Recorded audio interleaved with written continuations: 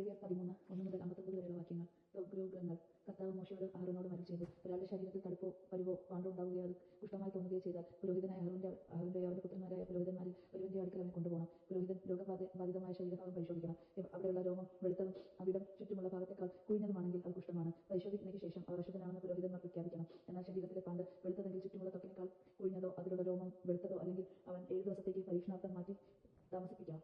7-ാം ദിവസം പുരോഹിതൻ അവനെ പരിശോധിക്കണം. രോഗം ത്വക്കിൽ വ്യാപിക്കാതെ പൂർവാവസ്ഥയിൽ തന്നെ നിൽക്കുന്നെങ്കിൽ 7 ദിവസത്തോടു കൂടി മാറ്റി താമസിപ്പിക്കണം. 7-ാം ദിവസം പുരോഹിതൻ അവനെ കണ്ടു പരിശോധിക്കണം. പാണ്ട് മങ്ങിയും ത്വക്കിൽ വ്യാപിക്കാതെയും കണ്ടാൽ അവൻ ശുദ്ധിയുള്ളവനാണെന്ന് പ്രഖ്യാപിക്കണം. അത് വെറുമൊരു പരുവാണ്. അവൻ തന്റെ വസ്ത്രങ്ങൾ കഴുകണം, അപ്പോൾ ശുദ്ധിയുള്ളവനാകും.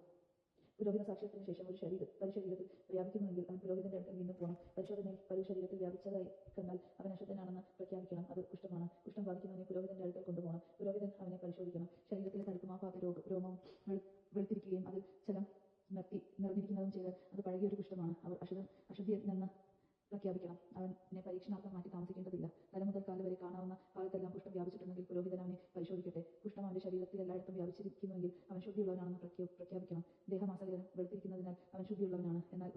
എന്നാൽ പരു പൊട്ടി തൊലിക്കാൻ തുടങ്ങുമ്പോൾ അവൻ അശുദ്ധനായിരിക്കും. പുരോഹിതൻ അവനെ വീണ്ടും പരിശോധിക്കണം. വ്രണം കാണപ്പെടുന്നുവെങ്കിൽ അവനെ അശുദ്ധനെന്ന് പ്രഖ്യാപിക്കണം. കൊഴുത്തുപൊട്ടിയ വ്രണം കുഷ്ഠരോഗത്തിന് തെളിവാണ്. അവൻ അശുദ്ധൻ തന്നെ. വ്രണം ഉണങ്ങുകയും അവിടുത്തെ തൊലി വെളുത്ത നിറമുള്ളതാവുകയും ചെയ്താൽ അവൻ വീണ്ടും പുരോഹിതനെ സമീപിക്കണം. പരിശോധനയിൽ വ്രണം ഉണങ്ങി തൊലി വെളുപ്പ് നിറം പ്രഖ്യാപിച്ചിട്ടുണ്ടെങ്കിൽ അവനെ ശുദ്ധനെന്ന് പ്രഖ്യാപിക്കണം. അവൻ ശുദ്ധിയുള്ളവനാണ്.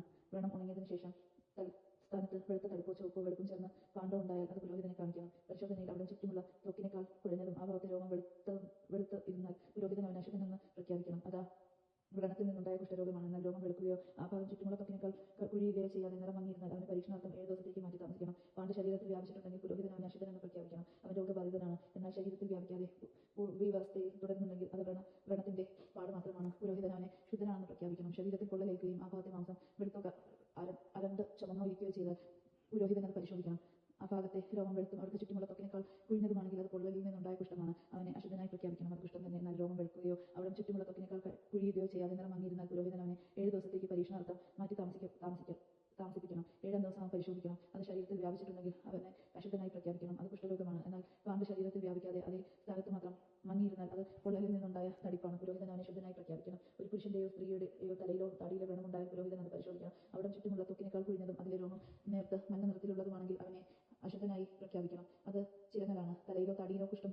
പുരോഹിതൻ ചിരങ്ങുള്ള ഇടം പരിശോധിക്കുമ്പോൾ അവിടെ ചുറ്റുമുള്ള ത്വക്കിനേക്കാൾ കുഴിയാതെയും അതിൽ കുറഞ്ഞ് രോമമില്ലാതെയും കണ്ടാൽ അവൻ 7 ദിവസത്തേക്ക് പരീക്ഷണത്തിൽ മാറ്റി താമസിക്കണം. 7 ദിവസം വീണ്ടും പരിശോധിക്കട്ടെ. ചിരം വ്യാപിക്കുകയും ത്വക്ക് കുഴിക്കുകയും രോമം മഞ്ഞയാകുകയും ചെയ്തിട്ടില്ലെങ്കിൽ അവനെ ക്ഷൗരം ചെയ്യണം. ചിരമുള്ള ഭാഗം ക്ഷൗരം ചെയ്യരുത്. അവനെ 7 ദിവസത്തേക്ക് കൂടി പരീക്ഷണാർത്ഥം മാറ്റി താമസിപ്പിക്കണം. 7-ാം ദിവസം പരിശോധിക്കുമ്പോൾ ചിരങ്ങ് ത്വക്കിൽ വ്യാപിക്കുകയോ അവിടെ കുഴിയുകയോ ചെയ്തില്ലെങ്കിൽ അവനെ ശുദ്ധനായി പ്രഖ്യാപിക്കണം.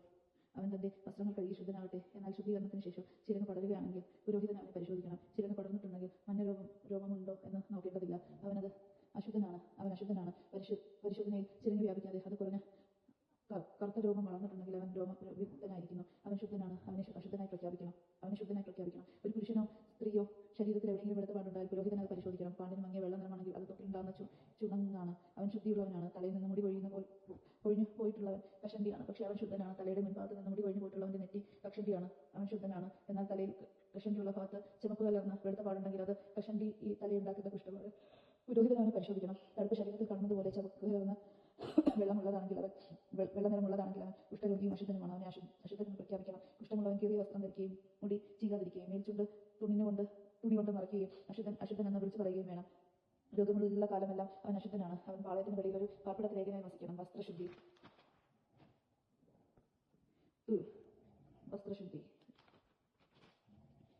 കമ്പിളി വസ്ത്രത്തിലോ ചാണവസ്ത്രത്തിലോ അവയുടെ ഈടിലോ പാവിലോ തുകിൽ വസ്തുക്കളിലോ പച്ചയോ ചുമപ്പോ ആയ കരിമ്പേനുണ്ടെങ്കിൽ അത് വ്യാപിക്കുന്ന തലമാണ്.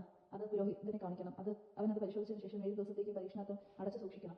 7-ാം ദിവസം അത് വീണ്ടും പരിശോധിക്കണം. കരിമ്പൻ വസ്ത്രത്തിൽ പടർന്നിട്ടുണ്ടെങ്കിൽ ഉടലോ പാവിലോ തുകൽ കൊണ്ടുണ്ടാക്കിയ വസ്ത്രങ്ങളോ ആകട്ടെ അത് അശുദ്ധമാണ്. അത് കത്തിച്ചു കളയണം. അത് കമ്പിളിയോ ചണത്തിന്റെയോ ഈടിലോ പാവിലോ തുകൽ കൊണ്ടുണ്ടായ എന്തെങ്കിലും വസ്തുവിലോ ആകട്ടെ അത് പടരുന്ന കരിമ്പാണ്. അത് അഗ്നിയിൽ ദഹിപ്പിക്കണം. പുരോഹിതൻ പരിശോധിക്കുമ്പോൾ വസ്ത്രത്തിന്റെ ഈടിലോ പാവിലോ തുകൽ കൊണ്ടുണ്ടാക്കിയതിലോ കരിമ്പൻ വ്യാപിച്ചിട്ടില്ലെങ്കിൽ അത് കഴുകിയെടുക്കാൻ കൽപ്പിക്കണം. അത് പരീക്ഷണാർത്ഥം 7 ദിവസത്തേക്ക് അടച്ചു സൂക്ഷിക്കണം. കഴുകിയതിനു ശേഷം പുരോഹിതൻ അത് പരിശോധിക്കണം. പാട് കടിന്ത് നിറഭേദം സംഭവിച്ചിട്ടില്ലെങ്കിൽ കരിമ്പ് വ്യാപിച്ചിട്ടില്ലെങ്കിൽ പോലും അത് അശുദ്ധമാണ്. കരിമ്പൻ വസ്ത്രത്തിന്റെ അകത്തോ പുറത്തോ വസ്തു ആകട്ടെ അത് അഗ്നിയിൽ ദഹിപ്പിക്കണം. എന്നാൽ കഴുകിയതിനു ശേഷമുള്ള പരിശോധനയിൽ നിറം മങ്ങിയിരിക്കുന്നതിനായി കണ്ടാൽ തൂകിലിന്റെയോ വസ്ത്രത്തിന്റെയോ ഈടിന്റെയോ പ്രാവിന്റെയോ പ്രശസ്ത ഭാഗം കീറിക്കളയണം. വസ്ത്രത്തിന്റെ ഈടിലോ പാവിലോ പുതിയ വസ്തുക്കളിലോ അത് പിന്നെയും കാണുന്നുണ്ടെങ്കിൽ പാട് പടരുകയാണ്. ആ വസ്തു ദഹിപ്പിച്ച് കളയണം. എന്നാൽ കഴുകിയതിനു ശേഷം വസ്ത്രത്തിന്റെ ഈടിൽ നിന്നോ പാവിൽ നിന്നോ തുകൽ കൊണ്ടുണ്ടാക്കിയ വസ്തുവിൽ നിന്നോ അടയാളം അപ്രത്യക്ഷമാകുന്നുണ്ടെങ്കിൽ വീണ്ടും കഴുകണം. അപ്പോൾ അത് ശുദ്ധമാകും. ഇതാണ് കമ്പിളി വസ്ത്രത്തിന്റെയോ ചണവസ്ത്രത്തിന്റെയോ ഈടിലോ പവിലോ തുകൽ വസ്തുക്കളിലോ കരിമീനുണ്ടായാൽ അത് ശുദ്ധമോ അശുദ്ധമോ എന്ന് നിർണ്ണയിക്കുന്നതിനുള്ള നിയമം. യജമാനൻ നാം കേട്ടത്. നമുക്ക് ദൈവത്തെ സ്തുതിക്കാം. ക്രിസ്ത്യാനിക്ക് സ്തുതി.